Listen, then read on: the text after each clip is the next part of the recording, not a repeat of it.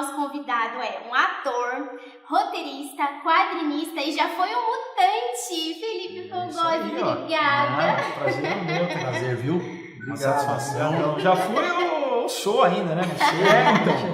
Todos Isso aí, somos os resultados do DNA estão esperando chegar do laboratório. Né? Quem sabe, né? Todos estamos aí, O né? futuro está aí, né? E hoje a gente veio aqui bater esse papo aqui, falar de nerdice, né? A gente fala nerdice, que é Jundiaí, né?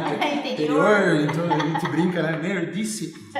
E eu soube que parece que a grande influência para você começar a ler quadrinhos foi o seu pai, né? Sim. Pelo que eu tava vendo. Sim. Vocês passeavam e tal, comprava na feira, o gibi e tudo mais, né? Muita gente se identifica com isso também, né?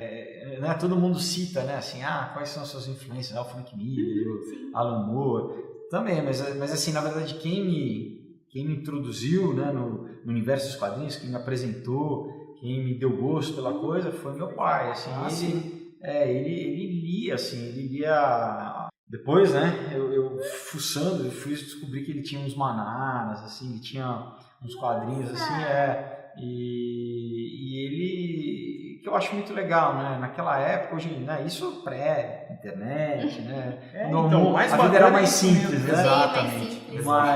Mas era isso, a gente todo sábado ia à feira fazer compra, e daí depois comia um pastelzinho, né, e tal, um caldinho de cana, né, uma garapa e tal, e daí passava na banca e via as revistinhas novas que tinham saído aquela semana, né, então era muito isso, era bem. Eu nasci em 74, né, então mais ou menos no começo dos anos 80. Você pegou bem essa. Você na viveu verdade, realmente. a gente hoje vive a nostalgia dos anos 80. Você viveu os anos 80. Hoje a gente vê no cinema os remakes dos filmes que saíram. Exatamente. Mas eu peguei, tive, sei lá, é uma época realmente na cultura pop de ouro, porque falando do cinema, né, você tem nos anos 70 um cinema americano muito duro, né, porque querendo ou não o cinema meio que ele acompanha a realidade social. Exatamente, então, ele tem as fases, né? Você teve a Guerra do Vietnã, depois você teve a crise do petróleo nos Estados Unidos, nos anos 70. Então, os americanos estavam numa época muito, assim, sombria, né? Eles estavam meio que deprimidos, revendo toda a questão social deles, né? Então, você tem clássicos do cinema, mas filmes pesados. Tanto O Poderoso Chefão é um filme pesado, mas você tem Perdidos na Noite, enfim, você tem vários filmes que mostram, Amargo Regresso, que mostram uma realidade americana. E aí o que acontece? Na virada dos anos 80, eu digo que um filme meio que é um... Eu digo não, né? Assim, constata. E os grandes, os críticos de cinema, né, respeitados, que, por exemplo, Rock é um filme que marca, né? Nossa, é um filme que marca essa... Sem dúvida não é um blockbuster no sentido do tema, mas é um filme que tanto que ganhou o Oscar de melhor roteiro e tudo, mas é um filme de esperança, que começa a mudar a mentalidade do americano, entendeu? Foi depois, logo em seguida, depois você tem Guerra nas Estrelas, daí você tem Tubarão, né? Você tem você tem vários filmes, né? Você tem ET, você tem De Volta para o Futuro, Indiana Jones, Máquina Mortífera, Mad Max, Duro de Matar, enfim, Predador, Gremlins, enfim, né? Aí foi embora. Aí realmente é a época do blockbuster dos anos 80, né? Que eu assisti, todos esses filmes que eu tô falando, eu vi no cinema. E no quadrinho também, né? Era uma época de...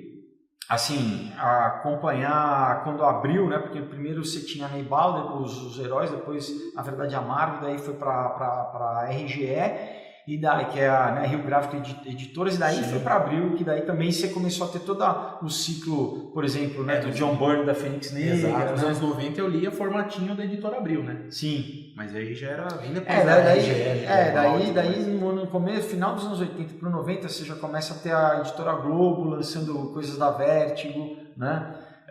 Mas assim, eu também falo com o divisor de águas, em 86, quando saiu o Cavaleiro das Trevas, que o ano que eu nasci.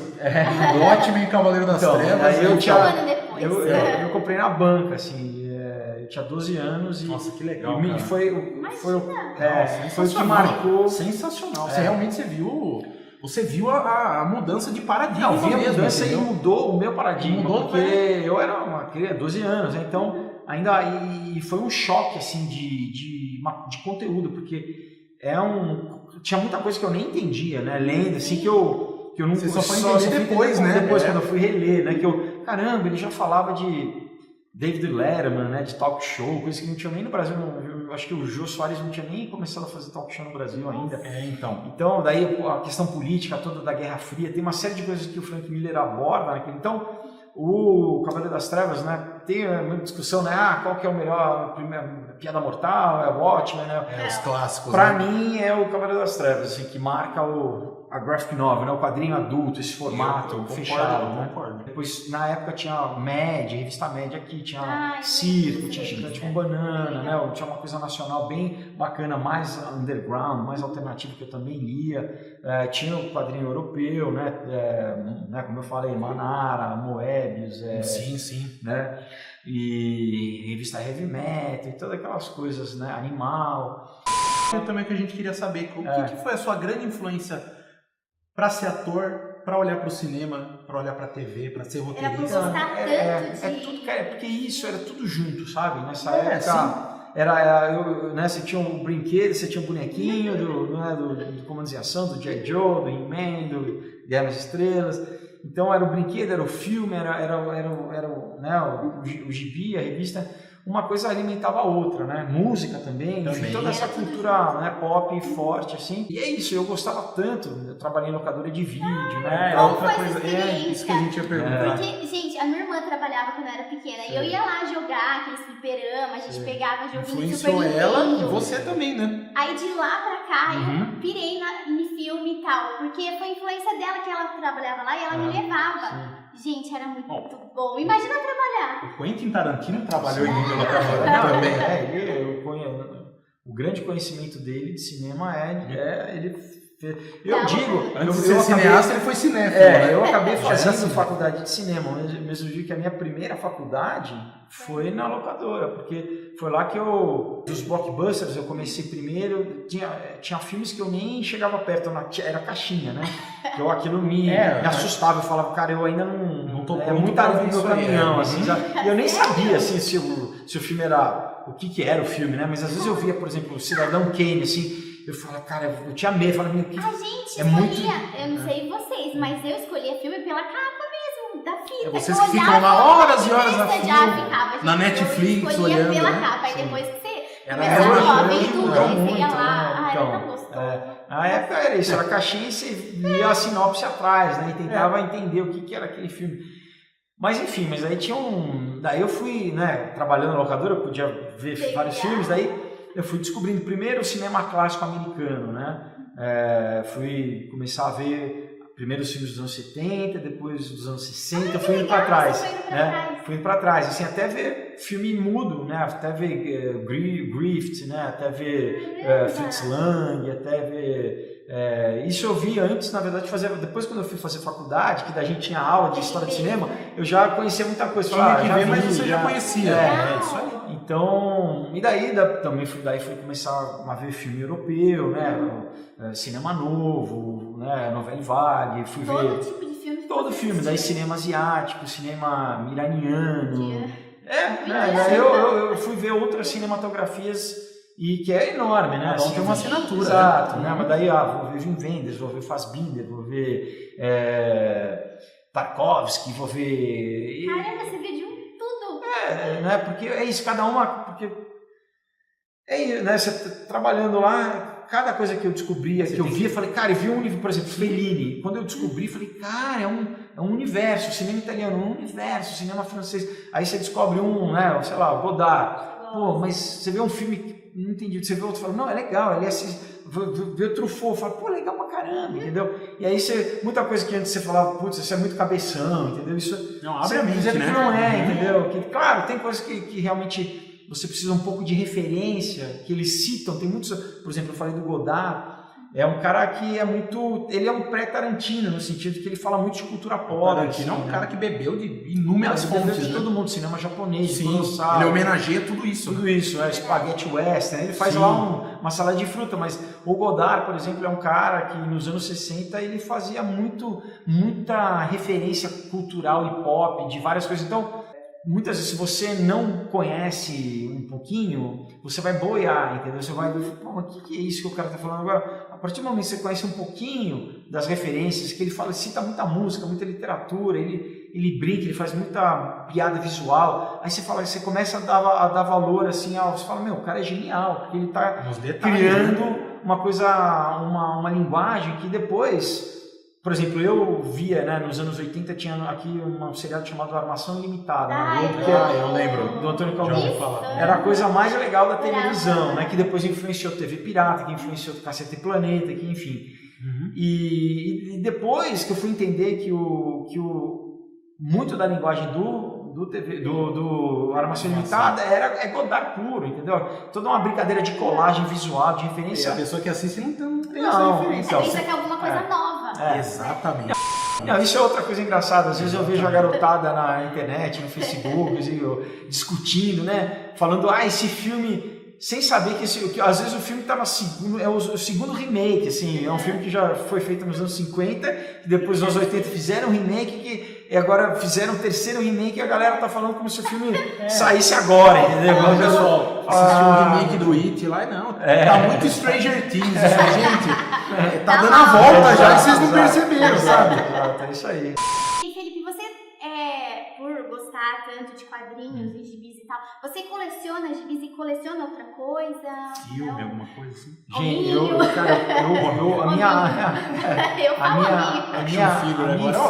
a minha infância e adolescência era só colecionar. Eu colecionei selo, eu colecionava moeda, eu colecionava latinha de cerveja importada, eu colecionava... Cartão telefônico? Cartão telefônico não. Eu cheguei com o cartão telefônico colecionado.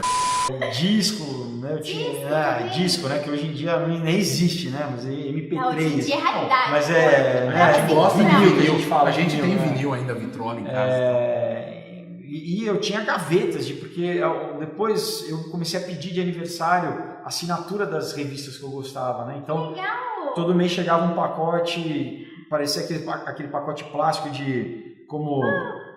talão de banco, né? Vinha das revistas. Tanto era a cesta básica nerd, né? Muito antes das caixas que o pessoal faz hoje em dia. Era isso aí. Então, eu pedia da Mônica e da Marvel, né?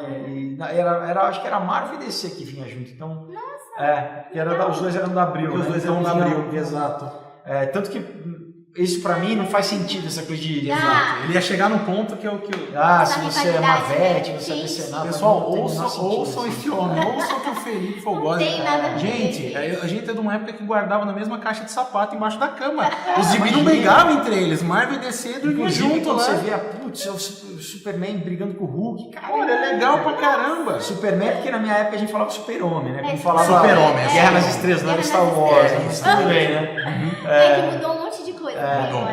Mas era isso, assim, teve um crossover também que era demais, foi Novos Titãs encontrando com o X-Men, assim, nossa, então sensacional. Imagina a alegria, né, de ler aquilo lá. E hoje em dia, até por conta de questões de direitos e tudo mais, vai ficar mais difícil de ver essas empresas concorrentes trabalhando juntas, né? Antigamente era muito corriqueiro. Até porque antigamente era muito legal. Você já tinha os filmes, né, por exemplo, o filme do Super-Homem, né? Richard Donner, acho que é 78. Então, você já tinha filmes, os da Marvel iam mais para seriado, né? Você tinha seriado do Homem-Aranha na TV, né? Tinha bastante coisa na TV e tal. Mas, assim, não é como hoje, né? Assim, hoje realmente, né? Com produções, a Warner e a Disney do outro lado, né? Algumas coisas tem Marvel Studios também, também, né? Então, hoje você vê que realmente é muito dinheiro. E enfim, mas... É tão bonito ele voando com aquela trilha, né, do a trilha do John Williams, né? Então, assim, eu vi no cinema, né? Eu fui com os meus pais, eu lembro até hoje, o domingo que eu saí, Só não depois a gente não foi Zorro e não fomos pro Beco do Crime. Assim, mas Ainda bem, graças a Deus, graças ao dia. Mas foi demais. Os quadrinhos aí. Eu lembro, cara, saindo correndo, eu tipo querendo voar. Igual, é muito. Eu acho que eu tinha o quê? Uns 5 anos, assim, 4, 5 anos. E o impacto, assim, na criança é muito grande, né? Eu tinha uns 5, 6 anos quando eu vi o Batman do Tim Burton na TV. E é um negócio que me. A gente tem um quadro, tem uma foto dele lá na parede de casa lá, porque foi um negócio que foi a minha mãe que mostrou. Minha mãe falou, vem assistir e tal, só que minha mãe já gostava de Batman, de Superman, essas coisas. Depois que ela me mostrou, aí mãe. Olha o que deu. Tudo isso aqui é culpa sua. Ainda bem, né? Você estudou roteiro, você morou fora uma época, né? Sim. Você estudou na UCLA? Isso. Falei certo? Falou. Na UCLA, como dizem aqui e tal. Na UCLA. E você estudou roteiro, você aperfeiçoou, né? Eu fiz... Então, quando uns 17 anos, mais ou menos, né? Quando eu comecei a trabalhar profissionalmente como ator, né? Eu já, desde os 15, eu já gostava de escrever, mas eu não tinha técnica nenhuma, né? Então, eu escrevia da minha cabeça. A gente tem a vontade, mas não... E aí, eu já fazendo TV, né? Já lendo roteiro, né? De novela, né? Capítulo e tal, eu comecei a querer aprender mais a linguagem de roteiro, de como escrever. E aí eu fui procurar, na época tinham 2 livros só de roteiro no Brasil. Tinha um do Sid Field, que é o mais antigo, que é o Manual do Roteiro, e um do Tom Comparato. Só 2, né? Não tinha... até porque não tinha internet, não tinha acesso lá fora. Com certeza. Mas eu queria fazer a faculdade de cinema, né? Eu queria dominar mais a linguagem, né? Ter mais segurança, né? Sem dúvida alguma. Me desenvolver... Eu tinha ideia, tinha vontade, mas eu falei, não, eu preciso ter mais instrumentos, vamos dizer assim. E aí eu fiz aqui em São Paulo, né, a FAAP, fiz faculdade de cinema lá, e era um sonho para mim morar fora, né, porque eu não tinha grana quando eu era adolescente, né, para fazer intercâmbio e tal. Então quando eu já trabalhava, eu já tinha meu dinheirinho ali. E foi assim, foi um divisor de águas para mim, uma experiência incrível, assim, eu recomendo para todo mundo que pode, pela vivência em si, experiência e tudo mais, conhecer outras culturas. Não é só o idioma. Sair da tua zona de conforto, sair da tua casa onde a gente tem tudo mais tranquilo, mas nada cresce lá, né? Na zona de conforto nada cresce. Exato. E daí eu morei de 2001 a 2003, né? E quando eu voltei para o Brasil em 2003, eu comecei a escrever roteiros em inglês, até porque na época o cinema nacional não estava tão forte como está hoje em dia. Você já estava mirando já no mercado. Eu estava pensando, né? Eu falei, vou tentar vender lá, porque lá você tem um mercado de roteiro, né? Os estúdios compram roteiros, né? Então foi assim que eu comecei a trabalhar primeiro no Aurora, que é de 2000, a ideia eu tive em 2004, só que eu demorei, na verdade, para escrever. Não foi o meu primeiro roteiro. O primeiro roteiro que eu escrevi chama Knock Me Out, que é uma história de um lutador aí. Inspirado no Olha lá. Claro, né? E, enfim, daí depois eu tive a ideia do Aurora, só que como eu tive só a ideia inicial, né? E eu demorei alguns anos desenvolvendo a históra mesmo, né? Que hoje, assim, quando a pessoa lê, pode até... Quanto tempo que você demorou fazendo? Eu demorei uns 9 anos, assim. Sério? Eu pensei que tinha demorado uns 2 anos, assim, cara. Não, também porque eu trabalhava... Esperou a ocasião certa mesmo, né? Era assim, eu escrevia um pouco, daí quando eu ficava sem ideia, eu encostava, parava, e eu ia trabalhar, por exemplo, no Comunhão, que é o segundo que eu lancei, né, que eu lancei ano passado, em 2017, eu escrevi em 96. Mas aí, como é uma história que não é ficção científica, né? Legal. Aí eu acho que eu levei uns 3 meses para escrever, né? Que também eu gosto bastante, daí já é uma outra pegada. Essa aqui tem todo um embasamento científico para você ver. Tem. Eu pesquisei acertadamente. Sim. Você consegue isso, né?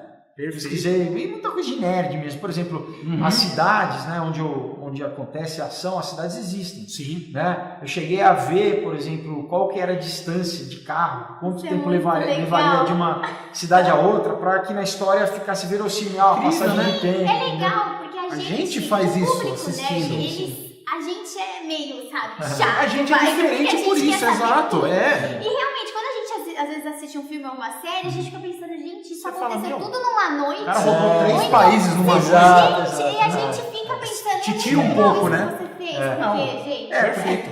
Na verdade, como eu escrevi pro cinema, então eu penso em técnicas de cinema, né? Sim. Perfeito. E muita gente que lê o quadrinho, ela percebe, assim, fala, cara, eu tô lendo, parece que eu tô vendo um filme, assim, porque tem essa narrativa de cinema, né? Tem esse ritmo. Na verdade, o cinema e o quadrinho são linguagens muito próximas. Muito, Você muito tem o storyboard no Sim. cinema, né? Que é um quadrinho menos desenvolvido, na verdade, né? Mais grosseiro, assim, né? Mas, então é isso, assim, daí eu fiquei escrevendo, né, fui enchendo minha gaveta ali de roteiro e percebi que, falei assim, olha, não é tão fácil, né, como eu achava que era, né, de você estar aqui, você que, assim, se você vem de um e você, né, consegue abrir o teu caminho, aí você pode morar em qualquer lugar do mundo, porque hoje com a internet é lógico, fácil. você trabalha em qualquer lugar. Pergunta, mas eu sou nulo nesse de fazer quadrinhos. Quando você fazia o roteiro, você já pensava nas imagens, nos desenhos? Você já fazia alguma coisa ou não? Eu pensava em imagem só na história. como cinema. Eu A pensava, concepção da cena mesmo, eu né? pensava o que a gente chama imageticamente, né? Eu já via a cena, já via a cena acontecendo, né? E daí tentava exatamente transcrever aquilo que eu já estava vendo na minha cabeça, de personagem, eu já via como se eu estivesse vendo um filme mesmo na minha mente, né? Então, era traduzir o que eu estava vendo. Isso pro roteiro de cinema, né? Aí, quando eu falei assim, bom, isso foi em 2009, a primeira vez que eu pensei em falar, pô, por que eu não, eu gosto de quadrinho, por que eu não adapto esse meu roteiro para quadrinho, né? Nossa. Foi isso daí, eu conversei com alguns amigos e tal, que eu já conhecia alguma galerinha do pessoal dos quadrinhos. Artistas também, né? E só que ainda uma galera me desmotivou, falou, eu acho que não tinha também crowdfunding na época. Eu falei, cara, é difícil, é caro, papapi e tal. Eu falei, olha, conforme foi. Realmente as coisas realmente, olha como mudar. Tudo no seu tempo, E daí meio que tá bom, fui passando, também continuei a escrever e tal. Aí em 2014 foi quando eu falei, não, chega, eu preciso fazer, E daí também é isso, as coisas se alinharam. Um amigo meu, o Sadovski, me falou do Kleber Júnior do Instituto dos Quadrinhos. Ah, que legal. E aí eu fui lá, tive uma reunião, conversamos e tal, e a coisa começou aí. Daí eu fui ver portfólio, aí eu fui aprender a fazer quadrinho, né? Qual o processo? Fui ver portfólio de artista, até chegar a escolher um artista, né? No Aurora Aurélio Carvalho, que eu olhei e falei, cara, esse traço casa com o que eu acho, com o que eu penso da história. A arte, né? dos dois estão sensacionais. E aí meio que foi uma coisa também que eu criei um método meio que meu, assim, né? Que eu não sei como outros trabalham. E essa coisa de depois eu fui a fazer o layout das páginas, né? Junto com o Klebs, eu fiz um grosseirão, depois eu sentei com ele foi fazer... sensacional. Então eu tive a ideia da capa, daí separei as imagens, né? Aí o Klebs sentado do lado falando, não, bota aqui, vamos montando o logo, tudo isso eu participo, né? Projeto gráfico, né? Então assim, e é isso, é trabalhoso, mas ao mesmo tempo é muito prazeroso, porque é trabalho autoral, né? Totalmente autoral. Daí no Comunhão, daí eu já sabia, daí, né, já fiz quase tudo, né, assim, o Kleber já não participou tanto, mas o JB Bastos, que é o autor o desenhista do Comunhão, que é um cara também muito talentoso. Comunhão, porque é uma história de suspense com terror psicológico, aí eu quis fazer preto e branco para homenagear os quadrinhos dos anos 70 de terror, né? E também mudar, né? Fazer um formato europeu, fazer um pouquinho já tem o formato da Aurora, né? Bonito pra caramba também. E agora tô com o Caos, né? Caos, o Caos que é perfeito, que é um cara, a continuação da Aurora. A continuação da Aurora. Galera que já leu, que não leu ainda, por favor, faça esse favor. Você mesmo leia o Aurora, porque agora vai ter a sequência dele, que é o Caos. Caos, exato. E quem não leu, que é muito legal, né? De repente não leu nem o Aurora nem o Comunhão, né? Eu estou no Catarse, na campanha que vai ter o dia 10 de outubro, né? Então. E o pessoal pode pegar um combo geral, pode pegar o Caos com a Aurora, com o Comunhão, tem pôster, tem adesivo, tem camisetas ficaram incríveis. Legal. Tem convite para festa, que vai ser aqui na Instant Burger, que é uma hamburgueria aqui muito bacana. Que é a festa do lançamento. A festa do lançamento. E tem gente bacana. Que pode até também virar personagem, que eu fiz nos dois, né? Tanto na hora quanto no Comunhão. Assim, eu tinha 3 personagens femininos que já foram, né? As mulheres já compareceram. Já ajudaram lá. E tem ainda 2 masculinos, já foi um masculino também. Então, que é isso, olha, que a que cara, legal. né? O rosto da pessoa vai estar no quadrinho para sempre. Que é muito legal, né? Quer dizer, fantástico. Todos os colaboradores vão estar nos agradecimentos, né? Mas aí, para quem colabora com essa categoria, com essa recompensa, a pessoa vai estar com o rostinho ali desenhada pelo Emílio Treira, que é o desenhista do Caos, que é um cara também feríssimo, assim. Que legal. E exatamente eu estou nesse momento aí de todo dia ele me manda a página nova, eu olho, eu falo, não, vamos mexe alguma coisinha, né? Rever e tal. É muito empolgante. Você vê nascer, assim, sabe? É como Não, filho mesmo, né? Filho total. O ano passado que a gente encontrou ele na Junte Comics, eu fiquei, assim, surpresa, porque, na verdade, eu não sabia que você era quadrinista, que você tinha lançado e tal. E quando eu vi, eu falei, gente, e a reação do público? Porque como você é ator e tal, faz teatro, trabalha na Record, na filmes Globo, e tal. né? E aí, de repente, você vem como quadrinista lançando um trabalho seu. Como que foi a receptividade, assim, do público? Olha, é muito legal porque nos eventos, eu gosto muito de ir em evento, né? Quando eu posso, né? Eu tento conciliar. Porque você tem esse contato com as pessoas que muitas vezes, assim, quando você, no teatro, muitas vezes você tem no final da peça as pessoas, né? Mas é rápido, né? É muita gente, às vezes é só uma foto e tal. No evento, dá mais tempo de você conversar. Falar. Sem dúvida. E principalmente quem leu, você cria um vínculo assim com a pessoa. Eu tenho várias histórias já ao longo, né? Porque eu, por exemplo, a CCXP, né? Eu fui desde 2014, quando eu estava ainda na campanha do Catarse do Aurora. Eu tô indo em todas também.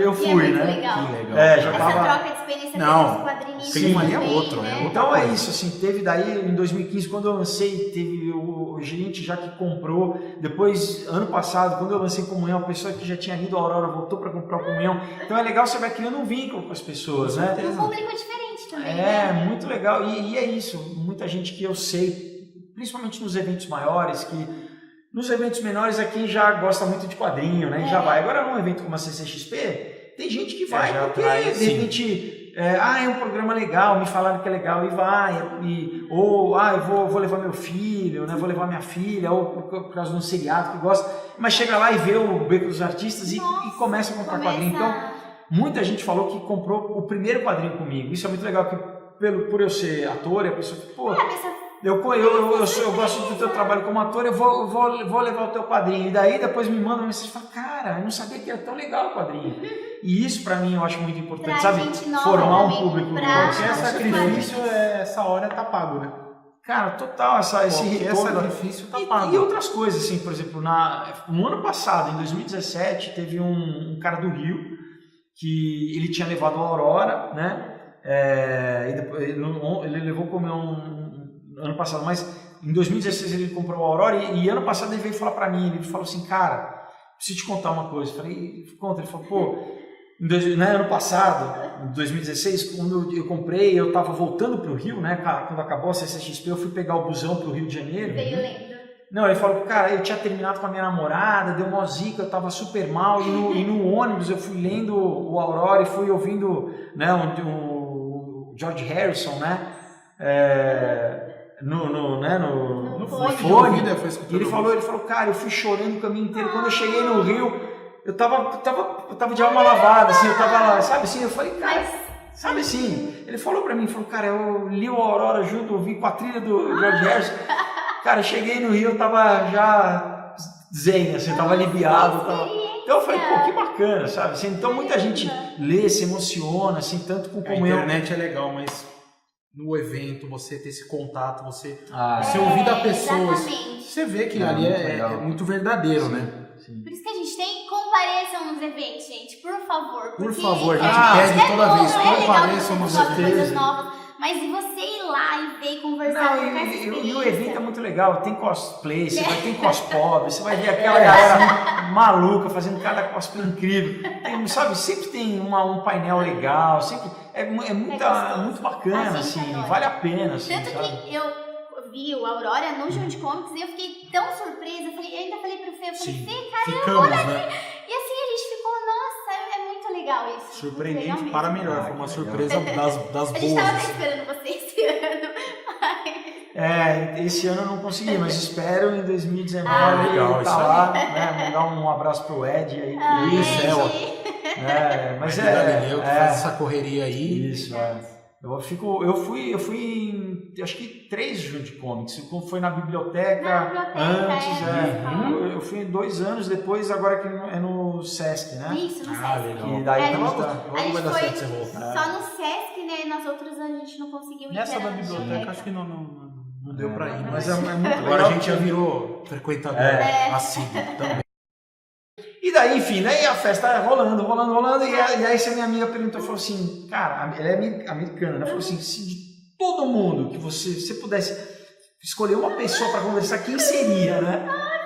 E daí eu falei, e aquele ano foi o ano que o Harrison Ford ele ganhou um prêmio pela obra, né? Porque todo ano eles homenageiam alguém, um ator. O conjunto da obra, cara. E aquele ano ele tinha, né, recebido o prêmio. Aí eu falei, é o Harrison Ford, né? Assim, mas falei tipo, quiz, sabe assim, aquela coisa, o que você... Eu falei, achei, né?